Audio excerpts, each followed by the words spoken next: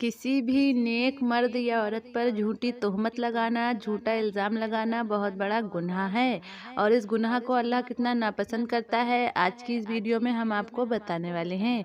आज हम आपको एक ऐसी औरत का वाक़या बताएंगे जिसके हाथ मैयत से चिपक गए, मुर्दे से चिपक गए। ऐसा क्यों हुआ और कैसे हुआ, ये जानने के लिए आप इस वीडियो को आखिर तक देखते रहिए।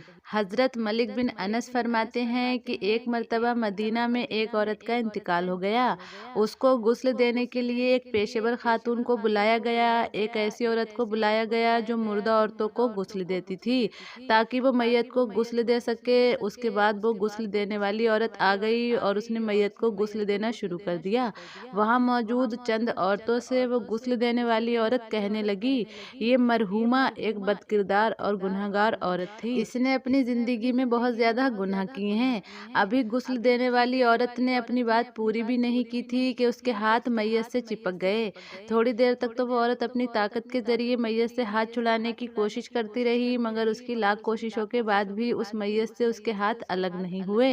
ये देखकर वो औरत जोर जोर से चीखने लगी और चिल्लाने लगी। उसकी चीखों पुकार सुनकर वहां मौजूद सारे लोग भागकर आए, तो वो लोग भी ये दहशतनाक मंजर को देखकर कांप उठे, क्योंकि उन्होंने आज तक ऐसा खौफनाक मंजर नहीं देखा था। सबने बहुत कोशिश की मगर उस मैयत से गुस्ल देने वाली औरत के हाथ जुदा नहीं हो रहे थे। अब गुस्ल देने वाली औरत की हालत और भी ज्यादा खराब होती जा रही थी। उसे लगने लगा कि अब मरने वाली औरत उसे भी अपने ही साथ कब्र में ले जाएगी। खैर, उसके बाद लोगों ने आपस में ये राय मशवरा किया तो उनमें से किसी ने कहा कि हमें इस मसले के बारे में आलिम साहब से मशवरा करना चाहिए। उसके बाद वो लोग दौड़े दौड़े आलिम साहब के पास आए, मगर आलिम साहब भी इस खौफनाक वाक़ये को सुनकर कोई हल पेश न कर सके। अब सूरत हाल ये पैदा हो गई कि एक तो मैयत को दफनाने में देर हो रही थी और दूसरी तरफ गुस्ल देने वाली औरत की हालत भी खराब हो रही थी। इतने में उनमें से किसी ने कहा, हमें गुस्ल देने वाली औरत के हाथ काटकर मैयत से अलग कर देने चाहिए। जब ये बात गुस्ल देने वाली औरत ने सुनी तो वो और जोर जोर से चीखने और चिल्लाने लगी। उसके बाद लोगों ने अपनी अपनी तरफ से बहुत कोशिशें की मगर वो हाथ मैयत से अलग नहीं हो रहे थे। तो उनमें से एक शख्स ने कहा कि फला फला जगह पर एक बुजुर्ग बाबा हैं, हमें उनसे इसके बारे में बात करनी चाहिए। मुझे लगता है कि वो बुजुर्ग इस मामले का हल भी आसानी से पेश कर देंगे। इस अजीब और अनोखे मसले को जल्दी से निपटाना भी जरूरी था, इसलिए लोग भागे भागे उस बुजुर्ग के पास गए।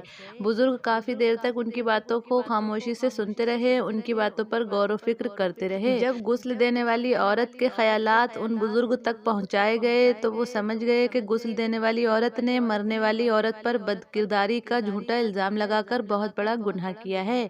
गुस्ल देने वाली औरत ने मरने वाली औरत पर तोहमत लगाकर यकीनन उसकी रूह को तकलीफ पहुंचाई है, इसलिए अल्लाह ने उसे ये सजा दी है। ये वो अजाब है जिसको कुदरत ने इस वाक़ये के हवाले से जाहिर कर दिया है। उसके बाद वो बुजुर्ग कहने लगे, मरने वाली औरत एक नेक औरत थी, उसने जिंदगी में कभी भी कोई बदकारी नहीं की, मगर गुस्ल देने वाली औरत ने मैयत पर झूठी तोहमत लगाकर बहुत बड़ा गुनाह किया है। लिहाजा अल्लाह ने मरहूमा को दुनिया में दागदार होने से बचाने के लिए उस गुस्ल देने वाली औरत को ये सजा दी है ताकि दूसरे लोग इससे देखकर इबरत हासिल कर सकें। उसके बाद उस बुजुर्ग ने फरमाया, अगर आप चाहते हो कि गुस्ल देने वाली औरत के हाथ मैयत के जिस्म से अलग हो जाएं, तो गुस्ल देने वाली औरत को 100 कोड़े लगाए जाएं।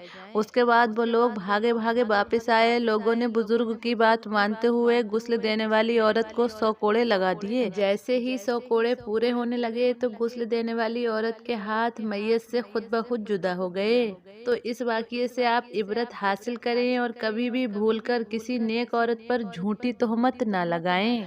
तो उम्मीद करते हैं कि आपको ये वाक़या ज़रूर पसंद आया होगा। अगर आपको ये वीडियो पसंद आई हो तो वीडियो को लाइक और शेयर ज़रूर कीजिएगा, और अगर आप चैनल पर पहली बार आए हैं तो चैनल को सब्सक्राइब करके बेल आइकन ज़रूर दबा दें ताकि आने वाली वीडियो की नोटिफिकेशन सबसे पहले आप तक पहुंचती रहे।